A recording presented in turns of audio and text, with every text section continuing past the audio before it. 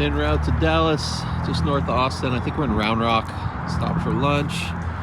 Check this out.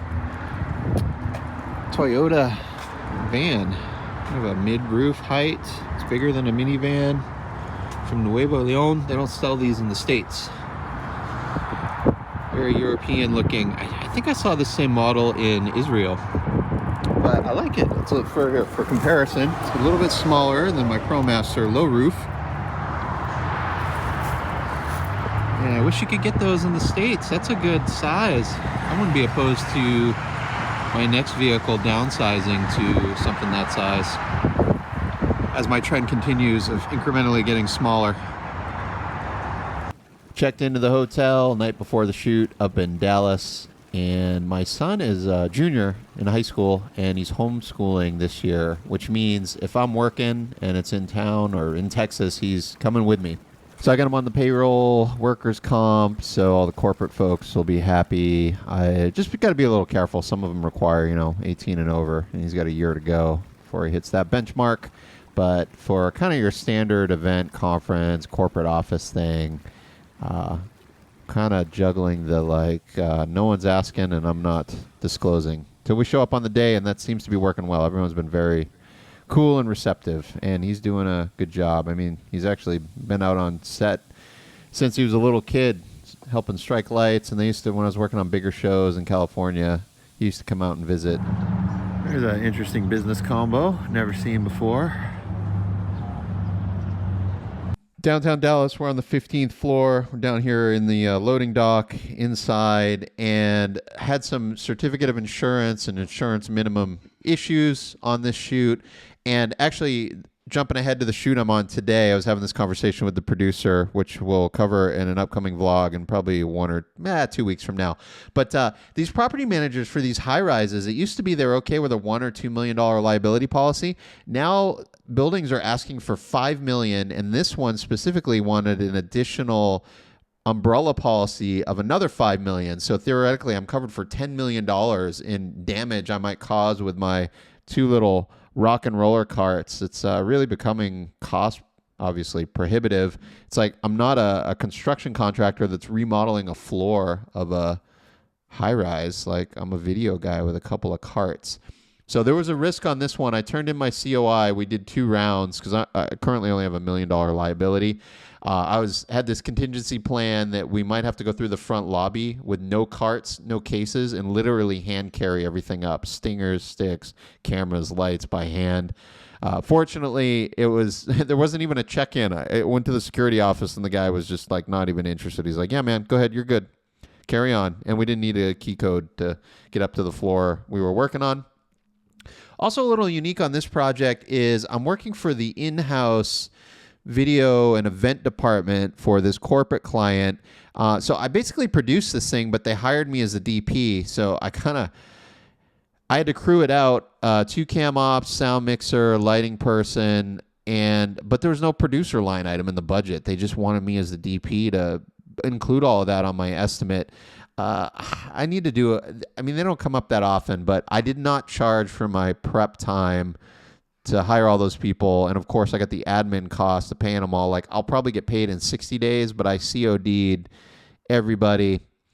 And this just got, fast and furious. I was working on other things out in the field when this one came in. I was just like, yes, yes, yes. And I should have obviously spent a little bit more time pricing out for my actual time that I was putting in playing producer, even though I'm the DP on the show. So with all of that said, I ended up hiring 2 Dallas crew that I work with all the time to opt the 2 cameras, and I decided to just run sound because it's actually a little less expensive for me to run my own sound kit and hire 2 cam ops versus hiring a sound mixer that's going to bring in their own kit.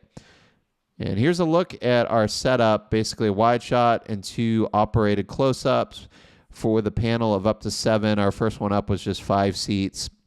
And as you saw in my previous vlog, I installed the automatic mix assist plug-in for my Sound Devices mixer. It worked fantastic. I did figure out if you put your finger on the fader and adjust it slightly for the next speaker that's coming up, it's quicker to switch to that one. It's like the logic, I guess, in the algorithm, it sort of lets it know that, oh, the operator is intervening on this one fader, so that must mean that's going to be the next one to speak. My aging Flanders BM210, the LUT I loaded into that monitor did not look good on the day. My city backdrop was all blown out, so I had to look at log view all day, which is just makes me cringe. But I dropped on in Catalyst Browse the default Rec 709 Sony LUT, and it looks gorgeous. It's perfect. So we ended up using two Geminis as fill at 100% daylight, and then the two Aperture 300s as keys. I started those with the little 16-inch softboxes, full up 100%, and I wasn't getting enough level. It was like, I want to say about 3 stops over. On this particular day, it was a blue sky, direct sun. Those windows did not have any tinting or ND on them. So I had to switch the apertures over to Fresnel lenses. I think we ended up going full flood on them at 100%. And positioned in such a way to minimize the neck shadow. And unfortunately, I can't show you faces. I should have had the crew sit out there. But it looked great on camera. I only had one woman who had long hair, and it was kind of falling into her face a bit. And she was seated at the far stage right chair. So it was her hair was casting a shadow on her face, which didn't look great. But everyone else looked fantastic. Clients are super happy. I sent them a bunch of frame grabs. Because the post-production team is, I believe, in New York, either New York or DC. I forget now. I didn't bring a prompter. I specifically asked during prep if there was a chance they wanted a prompter. They said, nope. Everyone's just giving their presentation from memory. No need. And then on the day, several of our subjects asked, hey, where's the prompter? How come we don't have a prompter? So some staff in the office, client side, just put together a computer monitor to display some PowerPoint slides under the lens. Obviously not the ideal eye line, but we made it work, and we're able to stay on schedule and actually go home a little bit early. Back to the insurance discussion, tell you a little story. A few years ago, I went out and shot for a production company with their gear at a construction site. It was a railroad bridge in Los Angeles, like in the city, dense urban area, heavy traffic. And I was just sticks and a camera, and it was an ENG camera. I'm like all the PPE, hard hats, steel-toed boots. I'm out like standing on railroad ties, closed tracks, watching a crane swing in bridge components for this structure replacement. And on that job, it was a mandatory requirement for, I think it was a $10 million insurance policy for me to shoot B-roll for one day. And I just remember, like, I was just getting an operator rate, production company's gear, but I think I made about $750 for the day shooting B-roll, and they spent $5,000 or $6,000 for the one-time insurance policy for me to be able to go out there and shoot. So I guess what I'm saying here is that, like, this seems to be coming up more frequently than it did in years past. Like, the insurance minimums just keep increasing. The actual premium cost for insurance. I, for many years, carried a $2 million liability. When I moved to Texas, I think I'm year 2 here in Texas, I stepped it down to $1 million. But my time back in LA, it was like everyone the majority wanted $2 million, some $1 million, but certainly rarely did I get an ask for $5 million.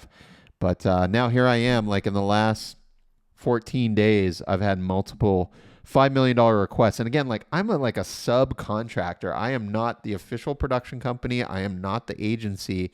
Like I'm the dude that's bringing in a couple of cameras and a few lights.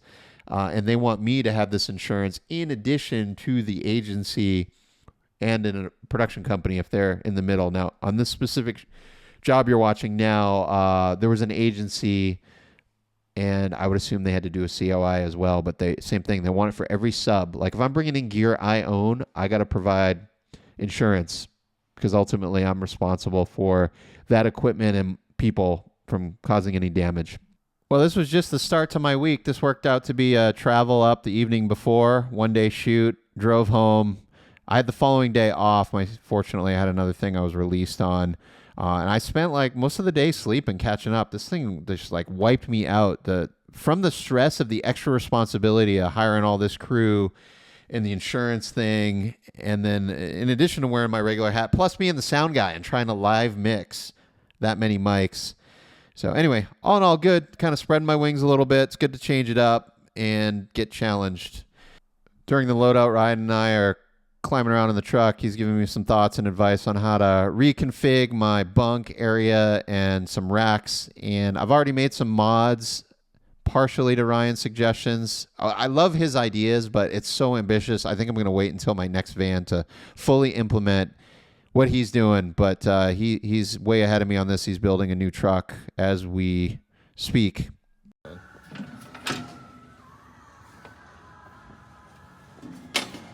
I don't understand how they can sell this thing for $80.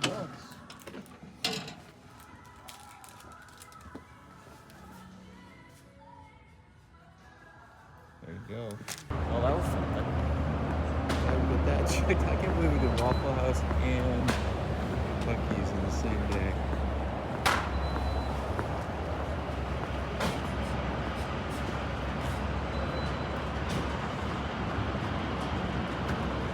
Oh.